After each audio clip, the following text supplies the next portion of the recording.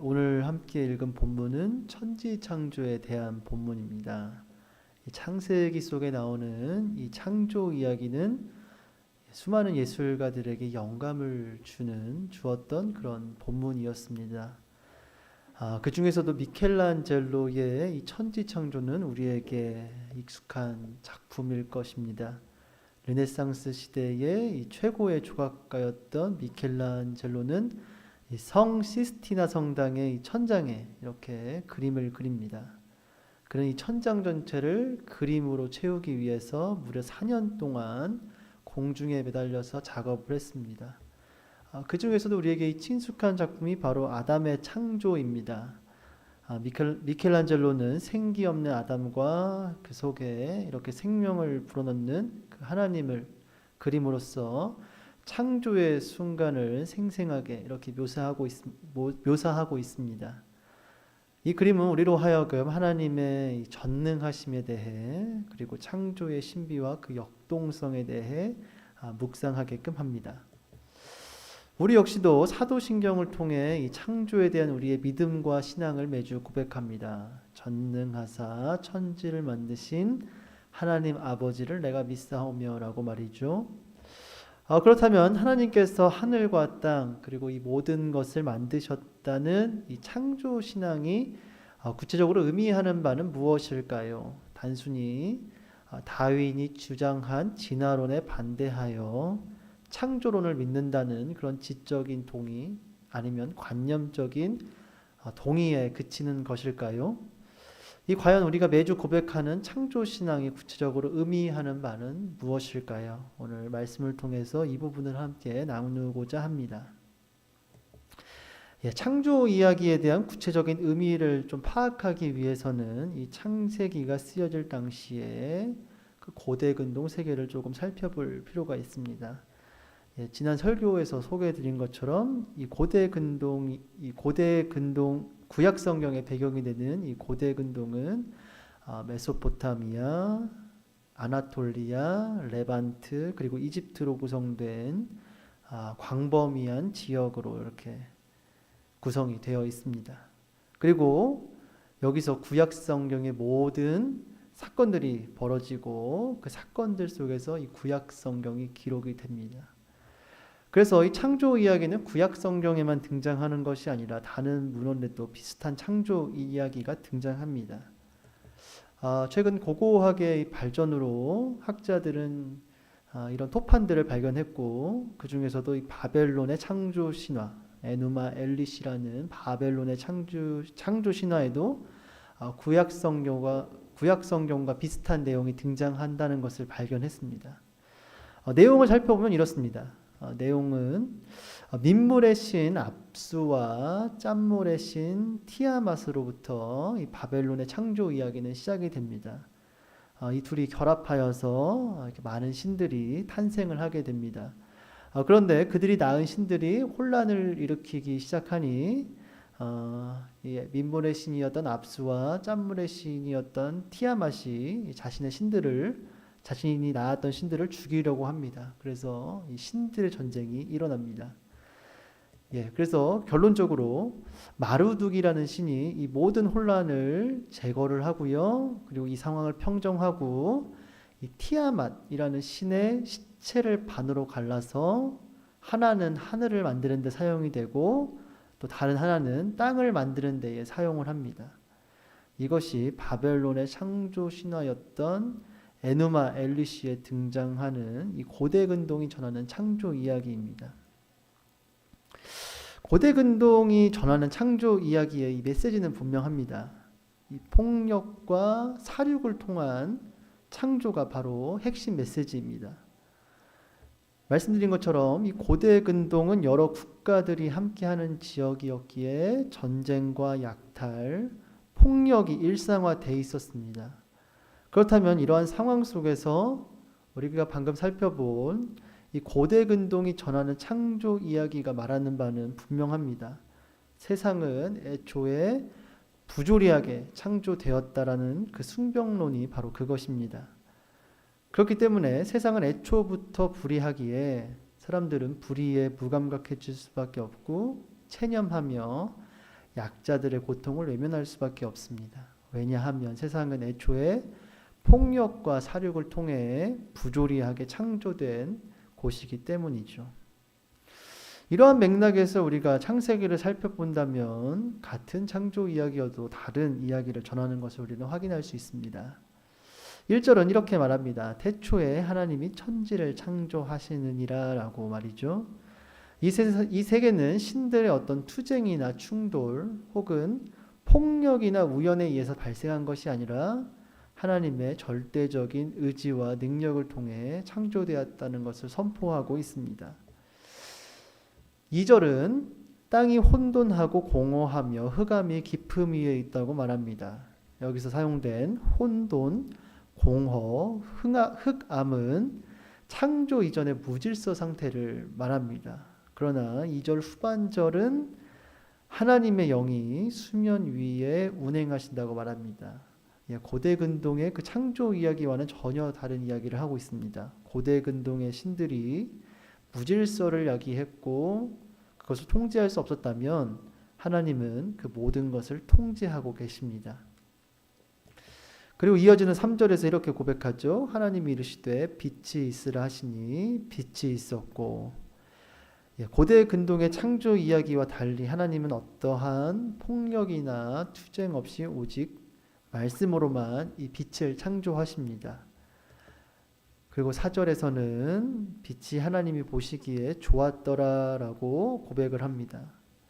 이것은 단순히 하나님의 어떤 감상적인 평가가 아닙니다. 보시기에 좋았더라라는 이 표현 속에는 이 고대 근동 세계에서는 절대 찾아볼 수 없는 이 세계와 세상에 대한 전혀 다른 이해와 세계관이 깔려 있습니다. 고대 근동의 창조 이야기에는 세상은 애초부터 부조리한 곳이라는 전제가 깔려 있었다면 이 창세기의 창조 이야기에는 하나님께서 창조하신 이 세상은 본질적으로 선하다라는 것을 이렇게 말하고 있습니다. 그러나 우리는 경험적으로 알고 있습니다. 우리가 사는 이 세계를 자신 있게 선하다고 말할 수 있을까요? 로빈스 코린트라는 화가는 가인과 아벨을 이렇게 새롭게 해석하여 그림으로 남깁니다. 가인과 아벨 이야기는 인류 최초의 형제 살인을 다루는 본문입니다. 그는 이 본문을 자신이 살고 있던 그 상황 속에 대입을 합니다. 그림 속에 새겨진 이 1917은 바로 1차 세계대전을 상징합니다. 몇 세기 전까지만 해도 가톨릭 안에서 형제였던 유럽 대륙이 이제는 대규모 학살전을 펼치던 것이 바로 1차 세계대전이었습니다. 로빈스 코린트는 이렇게 그림을 통해서 당시의 부조리를 이렇게 폭로합니다. 그리고 우리 삶에 만연한 그런 부조리는 여전히 우리와 함께하고 있을 것입니다. 하나님은 세상을 이렇게 선하게 창조하셨는데 왜 이렇게 세상은 악하고 부조리하며 악이 판치고 있을까요? 그것은 하나님의 어떠한 창조에 결함이 있어서가 아니라 인간의 죄 때문입니다. 성경은 인간의 죄와 타락으로 인해 이 창조 질서가 왜곡되었다라고 말하고 있습니다. 하나님과의 관계, 다른 사람과의 관계, 그리고 사회 구조, 제도, 문화 모든 것이 우리의 죄로 인해서 타락했습니다. 그러나 하나님은 인간의 죄와 타락으로 무너진 이 세상을 그저 내버려 두지 않으셨습니다. 선한 창조를 회복시키기 위해서 아브라함을 부르셨고 이스라엘과 같은 나라를 부르셨습니다. 그리고 무너진 창조 질서를 회복하시고자 했습니다. 그리고 그 하나님의 열심은 예수 그리스도를 통해서 절정에 도달합니다. 예수 그리스도를 통해 하나님의 새 창조 사역이 시작된 것이죠. 그래서 요한복음 1장 4절은 예수 그리스도가 빛이라고 말합니다. 하나님께서 혼돈과 공허, 흑암 속에 있는 이 세상에 빛을 창조하심으로써 이 세상의 질서를 바로잡으신 것처럼 예수 그리스도는 타락으로 말미암아 어둠 속에 갇혀 방황하는 그런 인류를 구원하기 위한 구원의 빛으로 창조 질서를 바로잡기 위한 구원자로 이 땅에 오신 것입니다. 이러한 예수님의 새 창조 사역을 극적으로 표현한 작품은 바로 카라바조의 성 마테오의 소명입니다.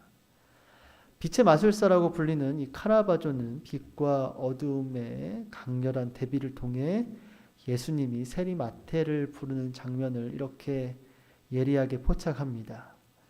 흥미롭게도 카라바조는 마테를 16세기 의상을 입은 노름꾼으로 이렇게 묘사하고 있습니다. 예수님 당시 세리는 죄인으로 취급되는 불결한 인물이었습니다. 그리고 이 그림을 그린 카라바조 당시에도 노름꾼은 사회에서 불결한 죄인 취급을 받는 그런 인물이었습니다. 예수님은 시간과 장소를 초월하여서 어둠과 공허 속에 있는 자들을 향해 손을 뻗어 그러한 죄인들을 새 창조의 빛으로 부르고 계십니다. 우리가 주목해야 할 부분이 바로 이 카라바조가 그린 예수님의 손입니다. 예수님의 손에서 우리는 미켈란젤로가 그린 그 하나님의 손을 이렇게 발견할 수 있습니다. 실제로 카라바조는 이 그림을 그릴 때 미켈란젤로의 그림을 참고하여서 예수님의 손을 그렸다고 합니다. 그렇다면 이 카라바조의 그림이 말하는 바는 분명합니다. 태초에 혼돈과 공허 그리고 흑암을 다스리시고 빛과 질서를 창조하신 이 하나님의 손은 죄와 사망, 어둠 속에 있는 인류를 새 생명의 빛으로 부르시는 예수님의 손으로 이어지고 있다라는 것을 이렇게 그림을 통해 말하고 있습니다. 결국 하나님의 창조 사역은 예수 그리스도의 새 창조 사역으로 연결되고 있고 인간의 죄로 무너진 하나님의 창조 질서는 그리스도의 새 창조 사역으로 인해 회복을 향해 나아가게 됩니다.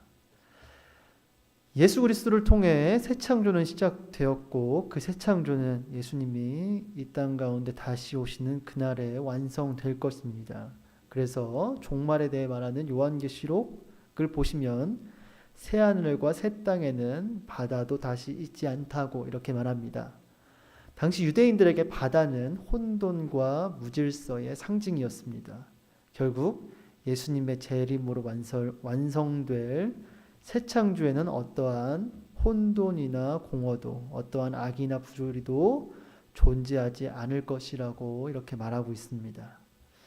우리는 이 새 창조의 시작과 완성 사이에 살아가고 있습니다. 그렇다면은 이미 시작된 창조와 그리고 완성될 새 창조 사이에서 우리는 과연 무엇을 해야 할까요?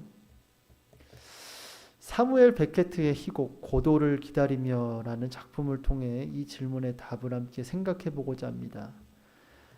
작품 속에는 블라디미르와 에스트라공 이렇게 두 주인공이 등장을 합니다.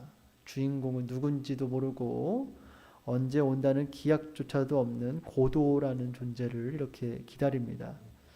이 둘은 고도를 기다리는 동안 지루함과 권태감을 이기기 위해 쓸데없는 말장난과 한심해 보이는 행동을 하면서 고도라는 존재를 기다립니다. 그런데 어느 순간 살려달라는 외침이 들려옵니다. 그래서 고도를 기다리던 블라디미르가 에스트라공에게 이렇게 말합니다. 희곡의 한 대목을 좀 읽어드리겠습니다. 자, 기회가 왔으니 그동안에 무엇이든 하자. 우리 같은 놈들을 필요로 하는 일이 항상 있는 건 아니니까. 지금 이 자리에는 우리 둘뿐이니 싫건 좋건 그 인간이 우리란 말이다. 그러니 너무 늦기 전에 그 기회를 이용해야 해. 문제는 지금 이 자리에서 우리가 뭘 해야 하는가를 따져보는 거란 말이다. 우리는 이 작품을 통해서 새하늘과 새 땅을 기다리는 그리스도인들의 실존에 대한 통찰을 얻을 수 있습니다. 블라디미르와 에스트라공은 언제 온다는 기약도 없는 이 고도라는 존재를 계속해서 기다립니다.